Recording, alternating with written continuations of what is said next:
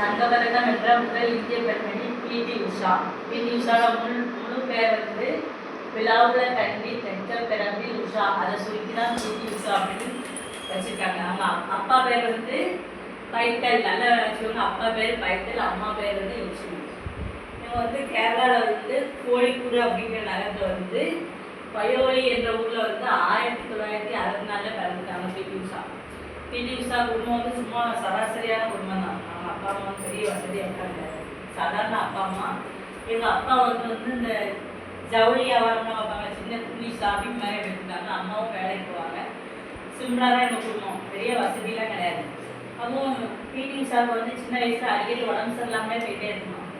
அப்போ எங்கள் அப்பா பார்த்துட்டாரு, ஓயாமல் உடம்பு சரியில்லாமல் படிப்புக்கு பதிலாக அப்போ விளையாட்டு அப்படிலாம் சேர்ந்து கொஞ்சம் ஏதாவது பண்ணுனா உடம்பு சரியாக வரணும்னு சொல்லிட்டு அப்போ என்ன பண்ணியிருக்காரு, அவர் வந்து விளையாட்டில் சேர்த்து விட்டுருக்காங்க. அப்போது இவங்களுக்கு 13 வயசு இருக்கும்போது ஸ்கூலில் வந்து இந்த விளையாட்டு போட்டிலாம் வைப்பாங்களாமா, அதை வந்து தேசிய அளவில் வச்சுருக்காங்க. அப்போது இவ எந்த ஒரு பயிற்சியுமே இல்லாமல் 400 மீட்டர் ஓட்டப்பந்தயத்தில் வந்து 13 வயசுலேயே வந்து ஜெயிச்சிருக்காங்க. பிடி உஷா வந்து 13 வயசுலேயே ஜெயிச்சிருக்காங்க. அப்போ வந்து ஓஎன் நாயர் அப்படிங்கிறவங்க வந்து பார்த்துருக்காங்க. எந்த பயிற்சியுமே இல்லாமல் ஒரு சின்ன பிள்ளை எப்படி ஓடி இருக்கு அப்படின்னு சொல்லிட்டு அவருக்கு வியப்பாக இருந்துச்சாங்க. அப்போ இவங்களுக்கு வந்து நான் பயிற்சி கொடுத்தேன். இப்போ நம்மளுக்கு இப்போ ஓட்டப்பந்தயம் இருக்குன்னா அதை எப்படி ஓடணும், என்ன செய்யணும்னு சொல்லி கொடுக்க ஒரு ஆள் வேணுங்களா? அது சொல்லி கொடுக்காமலே ஒரு சின்ன பிள்ளை விதமாக ஓடி இருக்கேன் அப்படின்ட்டு ஒரு வந்து இவங்க பயிற்சியாளராக இருக்குது.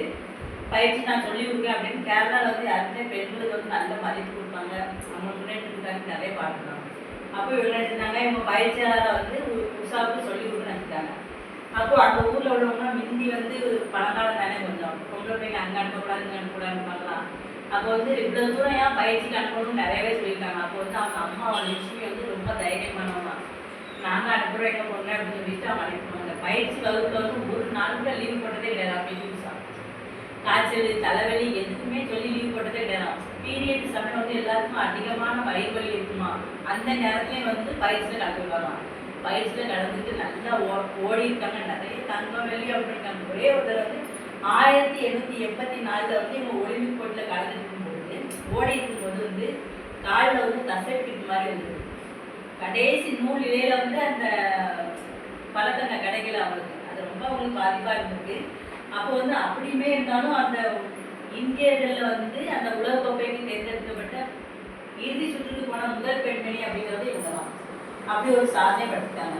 அதுக்கப்புறம் இவங்க என்ன பண்ணியிருக்காங்க, கரெக்டாக 11 வருஷம் போராடி அதுக்கப்புறம் என்ன பண்ணியிருக்காங்க, உலகக்கோப்பையை வந்து 1995 வந்து இவங்க வாங்கியிருக்காங்க. அப்புறம் இவங்களுக்கு வந்து மனம் வாங்கிட்டு கல்யாணம் முடிஞ்சிட்டு 29 வயசுல சீனிவாசன் அப்படிங்கிறவங்கள கல்யாணம் முடிச்சுட்டாங்க. அப்போ கல்யாணம் முடிச்சுட்டு எனக்கு குழந்தைங்களாகிட்டு இப்போ 4 அப்படின்னு ஒரு கணவர் வந்து நீ வந்து இவ்வளோ பெரிய வீராங்கனை இப்படி வந்து திருப்தியே இருக்கக்கூடாது அப்படின்னு திரும்ப ஓடி அதுக்கப்புறம் 400 மீட்டர் 200 மீட்டர் நிறைய இதில் கலந்துக்கிட்டு இவங்க வந்து மொத்தம் 100 தங்க பதக்கங்களுக்கு மேலே வச்சுட்டாங்க. அதுக்குதான் இவங்க வந்து தங்க மங்கைன்னு சொல்லுவாங்க. கருப்பு வைரம், கருப்பாக இருக்கிறது ஐயோ நம்ம அசிங்கமாக இருக்கும், கருப்பு சிவப்பு அது ஒன்றும் வளர்ந்து கிடையாது.